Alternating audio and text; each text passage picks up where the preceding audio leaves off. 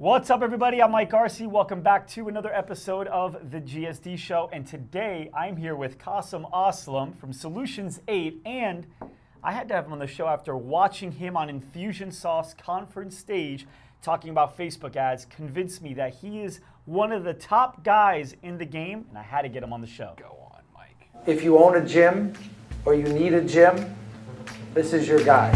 My name's Mike, and I help fitness studios that are ready to take action, work hard, and grow their studios.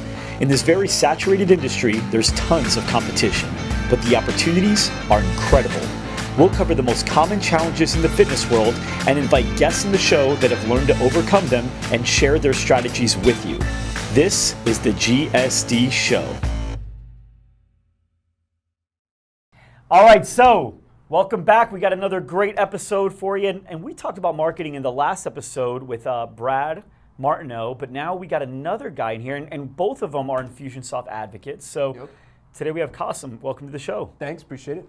So you blew my mind away with all your stats. I'm a stats guy. Everyone knows that here.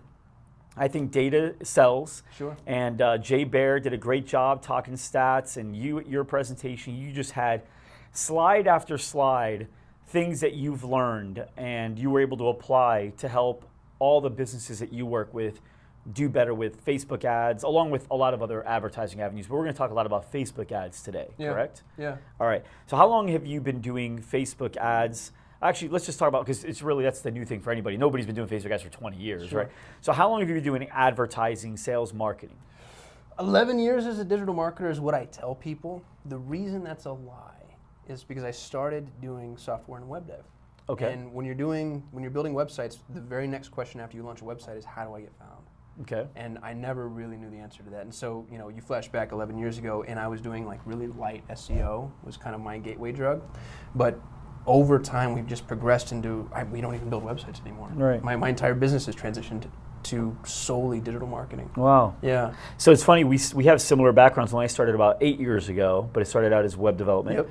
And then same thing, everybody's asking, well, great, awesome website. How do I get people to it? Right. Yeah. So that's what you've been practicing, getting really, really great at it, and then ultimately being asked to speak on some huge stages about everything you've learned, right? What's nice about my background is I started with organic optimization. And organic optimization, I think, I'm going to get a little combative, forgive me, but it's a high integrity approach. Okay. So unlike some of the guys out there that sort of have more entrepreneurial avenues that they'll take in terms of trying to figure out how to cheat the system, with SEO you always have to approach it from the top down, the right way, quote unquote. And I think that's really served the way that we treat our marketing mechanisms, because we're rule followers. Okay. And some folks, I think that rubs them the wrong way. But you saw it in my presentation. Like, I like to I want to make sure that I'm canvassing in a way that it's evergreen, it's long term. I'm not going to get kicked off the network someday. Right. So SEO is still a big part of your game as well. Yeah, it's it's dying down. It's being commoditized. Yeah. There's content saturation. So for instance, if you're a gym, you're gonna have a really tough time optimizing. Well, and not only that. So for those of you guys, we're talking SEO, we're talking search engine optimization. Basically, the process of doing activity on your website as well as off of your website in like other directories like Yelp and Kudzu and Yellow Pages, Google Pages, or Google Local, I think, right?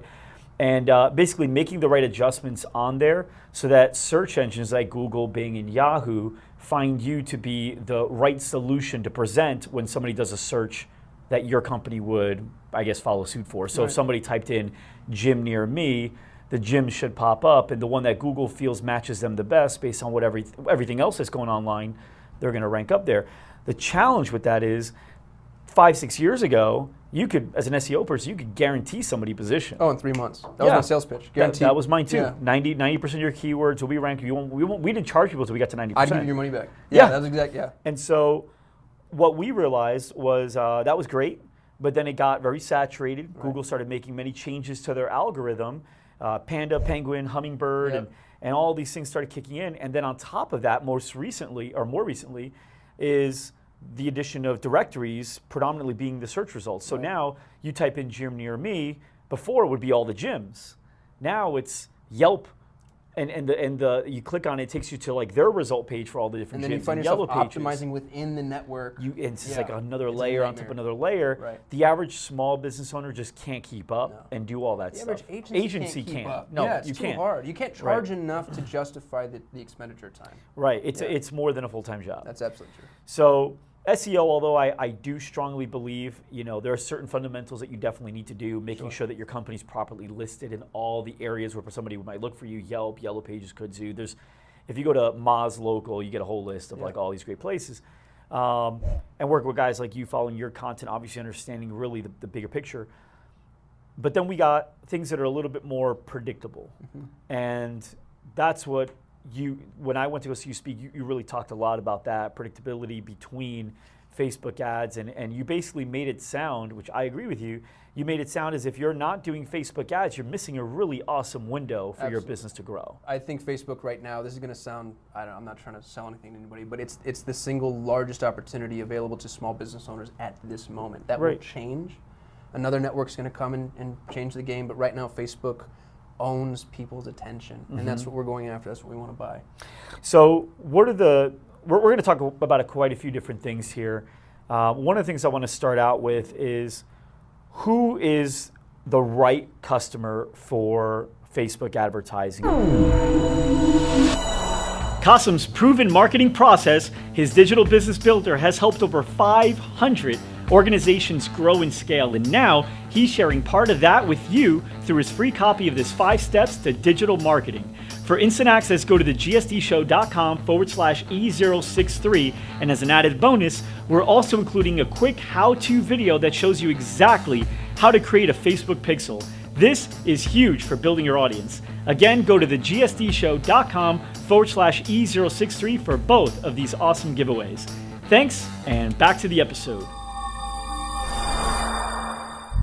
Now, of course, the people listening, they're fitness studios and gyms predominantly, but we have other health and wellness companies that find value in our content, like massage and chiropractic and stuff like that. But, what, not necessarily industry-wise, but about that company, if they're going to do Facebook ads, what would make this company, for those that are listening in, I have 2 apples in front of me. What would make this company and this company that are virtually identical, what would make this one a good candidate for Facebook ads, and this one, man, if you're going to do it that way, it's not going to work? That's, I think, a great question and a good way to canvas it. I would say the apple on the right, let's call it business A. This is the right business. Yep, this is the right business. This is the correct one. Okay. This is the one that should run Facebook ads. This has a unique selling proposition. Okay. There's a very distinct USP. There is a reason for me to come to you. You do something different, you have better equipment, you've been around longer, you have more thought leadership. There is purpose to your entity. The apple on the left here, this is the bad business, the one that shouldn't be doing Facebook. To be honest with you, and I'm not trying to sound mean to anybody, but maybe shouldn't be in business because they're a Me Too company. Right. If you don't have the ability to contextualize the value proposition of your business, you're going to have a very hard time on social media. You need to be able to tell people, hey, I'm different because it's a conversation. You're trying to build a relationship online using content. The only way to build a relationship is to talk about each other, right? You're going to sit down and you're going to have a chat, and that's how I like my clients to view it, incidentally. When we're doing digital marketing, but especially social media marketing, look at it as though you're speaking to a friend. That's the way we want to kind of contextualize these conversations. And so the right business is going to be able to, they're going to have things to say. You're going to have really interesting, compelling things to say and offer, and the wrong business is going to run around playing the Me Too game, and they're always going to be behind. Give me an example of what a Me Too ad would look like. You've seen them a billion times, but yeah, you open up your Facebook feed and you see these guys pushing out the same thing you saw 2 weeks ago from the company that you know really deserved the attention. So, a gym approaches and says something to the effect of, like, look at these case studies we have. And they've got, like, let's say a half dozen. I mean, like, really substantial, hey, we took Bob and he was 600 pounds and now he's 200 pounds. Something amazing, something really noteworthy. The type of thing you could build content around. And here's a company that spent time, effort, energy, money building a case study and a testimonial that they really deserve attention for. Okay? That's company A. That's the right company. Right. And then you get the wrong company that runs out there and finds what is obviously stock photos, or probably not quite as compelling a testimonial, or might not be them, it's franchised, or somehow finds a way to parrot that narrative, but without the organic presence of what's really valuable. And you see people doing this all the time. As a matter of fact, not throwing any stones, but a lot of digital marketers are notorious for this. They'll go out and they'll find a product to sell just because they know that product's performing well in the market, and then they'll do things like fake testimonials, fake case studies, fake value proposition. I don't think you can be in business long-term operating from that paradigm. No, and you talk a lot about stock photos. It's something we disagree with as well, because I think stock photos, and models and the images and all that, I think that works in the right place. In a magazine, you're not going to have the average person promoting the workout attire. No. You're going to have the fitness model promoting the workout attire on the billboards, the traditional avenues. But I think Facebook ads, people are used to seeing real people. That's what they want to see. That's what they want to see. That's why they're there. They're used to seeing real things, real people. They're used to seeing videos that are shot with their phones with bad reception, right? And so it doesn't need to be commercial quality. YouTube has to be a step above it, but honestly, I've noticed YouTube videos that are actually filmed a little bit more raw perform really well I think Gary did that too, as Gary Vaynerchuk. I think he was the reason that YouTube took a step down in quality. Quality of video, but an increased quality of content. Right. Yeah, and so if the content's there, the value proposition's there, you're good to go. So some of the things that you talked about when you were on stage, you were talking about Facebook ads. You were also talking about like different ways to measure. Okay, so we got our impressions, we have our clicks, we have our leads, all that stuff. What do you think is the most important thing to measure and to make adjustments on or based on when reviewing a campaign? I have 2 answers. Can I have 2? Yeah. Is that okay? Yes, you have 5. Okay. What? Stop it. You're generous. 5. Mike. No, Appreciate it's the least I can do. Okay, so answer number 1, they're different in a way. Answer number 1 is I think companies that don't conversion optimize might as well flush their money down the toilet. Truly mean that. I can't tell you how many campaigns I've been in where they haven't even installed the pixel. Right. I can't tell you how many campaigns I've been in that were set up by other agencies where they haven't even installed the pixel. Facebook is a billion-dollar company. That's billion with a B, and they have spent massive amounts of money building intelligence around helping you accomplish the goals that you state you want to accomplish. You can't indicate success in a stated goal without the pixel installed. So now for everyone that's watching and listening that doesn't know what I mean by the pixel, go ahead and dive into that a little bit. Yeah, Facebook, and now they've changed it 1,000,001 times and they'll keep changing it because they're a billion-dollar startup, but Facebook gives you a snippet of code, which is literally a 1 pixel by 1 pixel utility that fires on your page that allows them to track your users' usage. So they're going to track where they are, where they go, how long they stay, et cetera, and using that tool, they're able to identify when they do what you want them to do. So if I go to Facebook and say, hey, I want to optimize for conversion. Meaning somebody fills out a form to somebody get your fills out offer. a form and they go to my thank you page. So now the conversion point is the thank you page. If they make it to the thank you page, then they're a converted user. And I tell Facebook, I want more people that do that. If you don't install the pixel, Facebook can't tell that somebody has done that. And you are not going to benefit from Facebook's conversion optimization. Realize this, Facebook wants you to be successful, not because they're good people, but because they want you to spend more money with Facebook. So if they can start to identify common denominators within their user group, and that can be anything. They have psychological profiling as to who does what and when within their user base. So they know who fills out forms, who watches videos, who downloads things. But if you say, hey, I want somebody to fill out this form, as they start to identify common denominators with the people that are filling out the form, they'll give you more of those people, but only if you install the pixel. Is it a nightmare? Yes, absolutely. It's just so tedious. It's a train. But it's a nightmare that only lasts how long? I mean, what does it take? 2 hours to get this thing set up for the first time? And then once you know how to do it, well, once the pixel's created, it's done. Now it's done. You do that one time, and now you can go ahead and do that over and over. So we talked earlier about this, and you kind of gave me a few things here. What are the key components of a successful Facebook ad campaign? I've got 3 answers. Okay. My last one had 2 answers. So that's 5 total. So 5, this is I have it. so You're many done. answers. I know. I need to just stop. I draw this out. I visualize this because this is the way I think. It's an X, a Y, and a Z axis. Okay. So we have a 3-dimensional plane. Your X axis is your horizontal axis. And if you go back to geometry class, I'm so sorry if that was painful for you, but that's the only way that I know how to articulate this. Your X axis is the quality of your offer. And that's not just how good the offer is, but also, it's 2 parts. 2 parts of my 3 answers. It's how well that offer is articulated. I can't tell you how many clients I have that have amazing offers. Things when you look at it, you're like, I can't believe you're going to give it away for that. But they don't articulate it well, or they don't articulate it fast enough. They don't know how to position it. That's better said. So let's talk about the offer. So give me an example because I agree with you where offer is probably one of the most important things when you're doing Facebook ads. So Facebook is like a disruptive form of advertising, right? You're not on there to see an ad. Right. You're on there to check out what your mom's doing, your ex-girlfriend's up to, right? Just kind of figure out what to do with this time that you got. And then an ad disrupts that flow, and if the offer is good enough, it'll pull you away from your original intent. Right.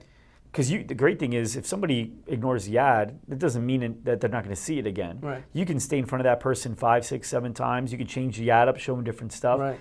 And then over time, that familiarity creates comfort, and that makes it a lot easier for that person to want to become a buyer. We have tons of campaigns where we don't want them to click. We have absolutely brand development campaigns where we actually don't want the click, we want the view. So tell me about that. Oh, so I don't think that Facebook is supposed to be a direct response utility. And that, I think, will ruffle some feathers. You get folks like Russell Brunson, who's brilliant, but Russell's very much like, hey, let's go to Facebook and make money now. And I'm going to put an offer in front of somebody, and they're going to see the offer, and they're going to pay me money. Facebook, because of what you just said, it's disruptor marketing. I think Facebook is meant to build a list. It's relationship building. And so in the very beginning, what I like to do with Facebook is I like to do what I call identification via content. So I'll put videos, blogs, really relevant content in front of people that intrinsically qualifies them based solely off of the fact that they're interested in that contact. In fact, I don't just want to attract, I want to repel. And this gets really hard, but if you can get good at it, it's ninja. If you can attract the right customers and repel the wrong customers at the same time, you now have an amazing piece of content. The worst thing that can happen to a marketer is growing a list that's too big with diluted prospects. I'll give you an example. If you're marketing for a realtor, probably one of the hardest groups in the world to market for, because there's 700 being produced a month just in Phoenix alone, real statistic. Realtors have a difficult time because everybody either wants a house, has a house, needs a house, will have a house, etc. So, if you're going to create a piece of content that says, hey, if you want to sell your house in the next 6 months, here's what you have to do. What we just did is attracted everybody who owns a home and is potentially interested in selling, but repelled anybody who just wants to know what best practices need to take place because they want to sell the house because we have the 6-month qualifier. So attract and repel. Once they see that content, we pixel them, which means we tag them. And now we're able to remarket to them on an ongoing basis in perpetuity. The old school 1970s marketing class said that it takes 7 impressions before somebody's ready to engage. It's 31 now. You need to be in front of somebody 31 times statistically before they're ready to convert. So what I do after I can get you to read my content, watch my video, download my white paper, whatever, is I want to show you 31 of my ads. And what we do is we drive them off-site, off of Facebook. Ads or emails. Ads or emails. Or, Right. I want you to see my face, hear my voice, see my logo 31 times. So if I'm going to put an article in front of you about selling your house in the next 6 months, or losing weight before New Year, whatever the content is, I'm going to pixel you not only on Facebook, I'm going to remarket to you on LinkedIn, YouTube, Google, AdRoll, Taboola, Outbrain, you name it, and I'm going to remarket to you on it because remarketing is cheap. As a matter of fact, remarketing is free in so many contexts because if they don't click, I don't pay. Right. No, remarketing is a game changer for sure. And for those of you that are going, okay, well, how do I apply that to my fitness business?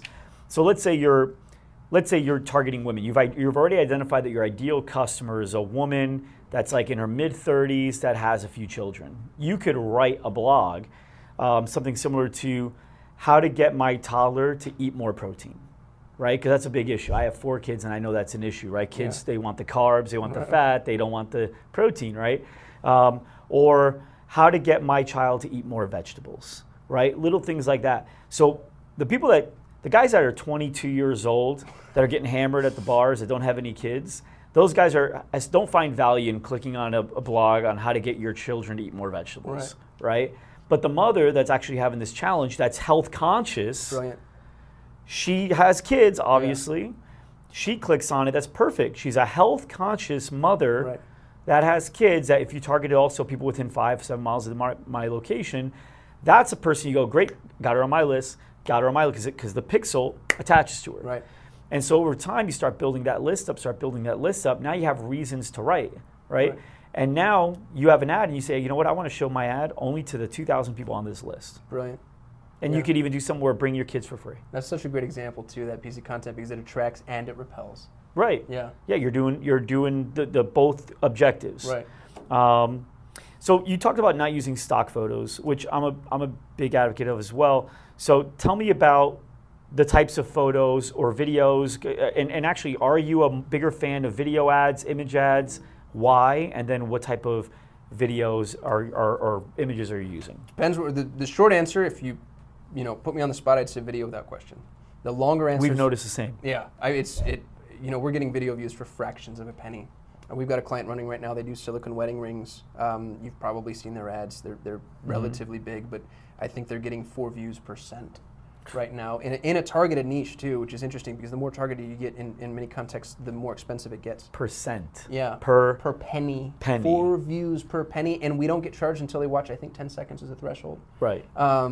And what's cool about that too is what we do with our videos, which I also think is pretty ninja, is I like to place what I call the cliff in a video, in the video narrative. So we help craft the videos. And you want a point in the video where somebody who isn't interested in your offer would stop watching. You actually, again, you want to repel. And this is something that a lot of marketers have a hard time with because we're all so obsessive with the large, give me everything. Attract. I want to talk to them all. You want to repel. So at 20 seconds, if they've stopped watching, that's good because it means that they're not interested. So give them a showstopper. Like, hey, if you're not already relatively fit, this product probably isn't right for you. If you haven't already figured out your nutrition plan or whatever, find out what your precipice is, what your cliff is, and people that fall off the cliff, it's actually better for you because you're not going to remarket to them. You're not going to waste your ad dollars. Then what we do is we go through and we remarket to anybody who's watched after 20 seconds. And again, if they've gone past that point, you now know, oh, again, this person is intrinsically qualified as a prospect. My intention on Facebook is to get them off of Facebook. I realize that's counterintuitive. I don't want them to buy from Facebook because I can't control that ecosystem. Like you said earlier, they want to talk to mom and stalk an ex-girlfriend and look at puppies. They don't want to mess with me. So I want to take them off of Facebook and put them on a network that I can control, preferably email. If a marketer says email is dead, fire them. It's still, to this day, the highest performing digital marketing tool with the lowest cost in existence. Every human being, every entrepreneur, every business owner is constantly checking and glued to their email. The day that changes, I will change. Until then, ignore the rhetoric, get them off of Facebook and onto your email. So tell me how you recommend a fitness studio works his email list. And I'll give you an example. I'll set you up for success on this. In general, the average fitness studio that spent, let's say, $1,000 in Facebook advertising, promoting an offer that, let's say, is like a free week, right? Generally, that can generate around 400 leads per month. That's awesome.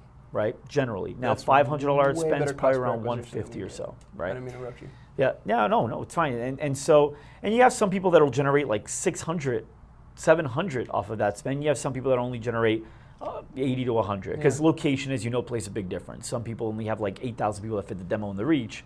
Others have like, Manhattan. You get 1 million people fit the demographic in a reach within a 1 mile radius. No, not kidding. It's crazy.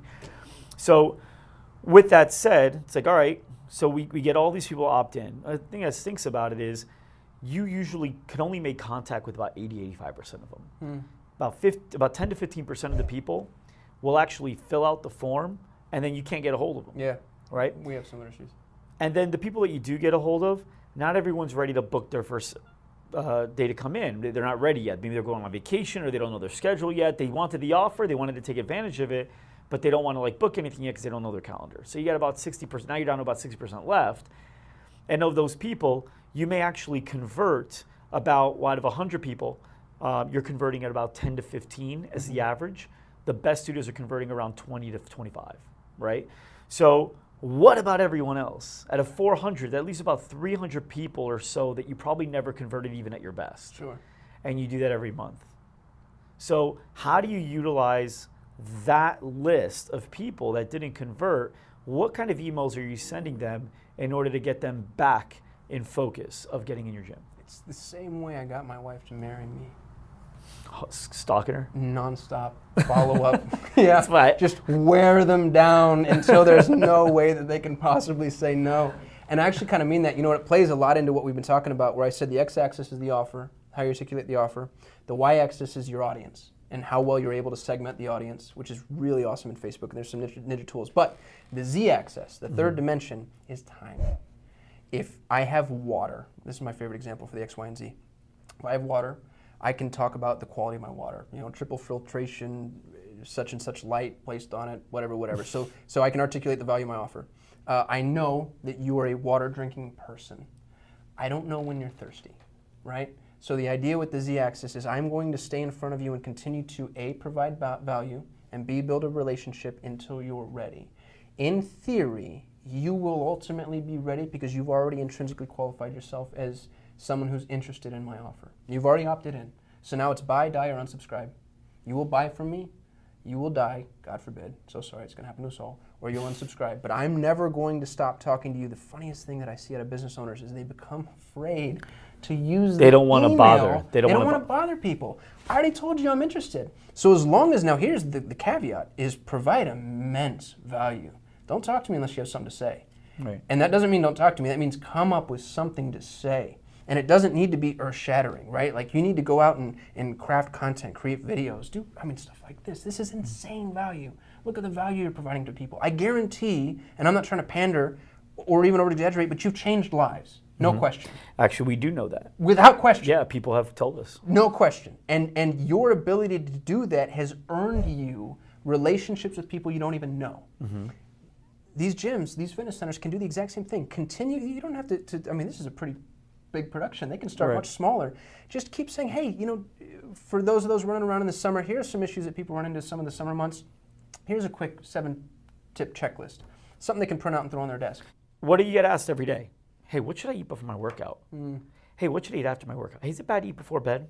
When should I work What out? kind of stuff Morning should or I have night? breakfast? Yeah, morning or night. Yeah, but it's already been written. I know, and they're still asking that question. So what does that tell you? Right. That people still haven't read it. Right. So, but we don't want to, don't worry about what you look like to the top-notch people. Don't worry about that. That's an egotistical holdback. Just focus on your customers. What do your customers ask you every day in and day out? That's your email content. Well, I think fitness is such a good example too, because if you take somebody in that arena and they're telling people the same things that they need to take into account. For instance, consistency is key. Can't go to the gym once, you need to go to the gym all the time. Content, you can't create content once, you need to go all the time. A. B, don't be embarrassed. Don't look at what the other dude's doing. You might be throwing up 300 pounds. I can't do that. So I'm going to throw up my 50 for as long as I can until 50 becomes 60. So stay your lane, do what you do best, and really, again, fitness just being a perfect analogy, start where you are and just maintain consistency, and you're going to look back, not even that long. If you create one article a week, look at your videos. You've done one video a week for 60 some odd weeks. That's amazing. But you had to start with one. So for you guys too, think about how great it is when you get asked this question, at your fitness studio. Hey, what should I really eat for breakfast? What's a good example for breakfast? Well, that depends. Actually, we wrote a really great blog on it. Do you mind if I share it with you? Or we made a whole video on it. You want me to share you the link? Yeah. Awesome. Not only are you saving yourself a ton of time, because sometimes that could be a conversation. Right. And you do that times 10 every day, different questions you get asked, right?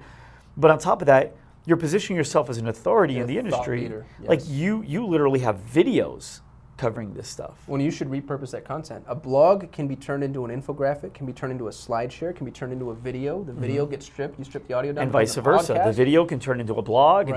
Right. And so there's so much you can do with it, and it's shareable. Right. If I'm the fitness studio owner, you ask me, hey Mike, what should I eat before a workout? I tell you, it's dead. Right. Maybe you'll share it with a couple people when it comes up in conversation if you remember it. But if I go, yeah, let me share it with you, that's a link that I can forward on to my cousin, my family, my friends, my husband, right? You could forward it on to people, and now they are seeing you. And the more utilitarian it is, the longer I'm going to keep it. The more value, those meal planners, they come in an Excel file and it helps you calculate all that stuff. I know there's a billion of them out there, but if your client doesn't have it, create it, send it to them, and watch them use it every single day. And that means that every single day, your logo's in front of them, your website address is in front of them, your brand is in front of them, and they're building their nutrition off of your content. They're building it on your back. You own that. Now, do you create content yourself? I have 4 content writers on staff, a videographer, an editor. For you, though, for Solutions 8. Oh, yeah. Yeah? You should check out my blog. Actually, as a matter of fact, every member of my staff, and they all hate it, we do what's called the 5 minutes of content. So you need to create content that can be imbibed and fully understood in 5 minutes, and everybody has to create one piece of content every week. And so we do So you Friday morning meetings. We have hundreds, if not thousands, of pieces of content just swirling around. Really? So much so that I actually pull a lot of it down and keep a lot of it in the tank, and then slow roll it. And not all of it, to be honest, is what I would want to present best foot forward. You have staff as well. You know that sometimes people stay up late or go out drinking and might not come to work with their best work. But for the most part, not us, not our guys. No. We have a lot of, I think, really quality content that I'm super proud of. And it just started doing, hey, come with something that somebody can imbibe in 5 minutes. Cool.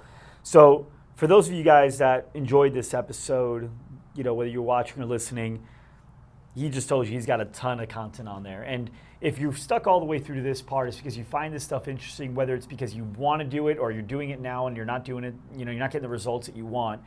Kasim, I'm assuming that this content addresses a lot of the points that we brought up today and probably way more. Oh, yeah. Right? Absolutely. Okay. So where can they go to find this content? My website is sol8.com. That's sol8.com. Check us out. Do a little digital stalking of me. I'd love to be your LinkedIn buddy or whatever's, however you connect. Sounds good. And any conferences coming up that you recommend people go to, whether you're speaking at it or going to it as an attendee? So many. Yeah, I mean, it's overwhelming, the quality of content that's available. Content in Commerce, I think, is the one that I would really like to highlight. That's coming up in September, right? Yeah, I think it's in Florida. Yep. It's Digital Marketer. I drank the Digital Marketer Kool-Aid. If Ryan Dice let me cuddle with him, I would do it. I'd be a little spoon. I think he's brilliant. Cool. Sharp dude. Well, guys, thank you so much for watching, listening in. A lot of really great content today. I know that a lot of people have made requests for more advertising content. Hopefully this helps quench that thirst. Hope so. Based on what you're saying. We will see you next week. Kasim, thanks so much. You guys enjoy the rest of your week. Thanks, guys. Thanks so much for joining us today. If you like this episode, then subscribe to our podcast on iTunes, Google Play, or Stitcher, and to our YouTube channel to never miss an episode. You can get all the links by going to thegsdshow.com. Thanks, and see you next time.